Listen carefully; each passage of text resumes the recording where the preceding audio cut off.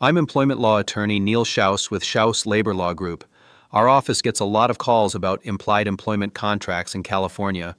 An implied employment contract is an agreement between you and your employer that is not written down, but is formed through behavior, like repeated promises or long-term job security.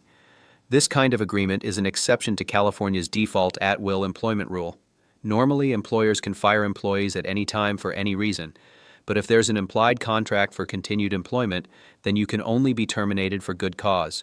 To prove an implied contract, courts look at things like how long you've worked there, what your employer has said about job security, what's written in employee handbooks, and standard practices in your industry. For example, if your boss assures you that your job is secure and you rely on that to make life decisions, like buying a home, that may create an implied contract.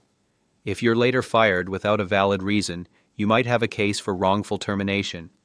If your employer broke that implied promise, you can sue for damages. But you must hurry to file your suit as soon as possible. You only have 2 years from the date you were fired to file a claim.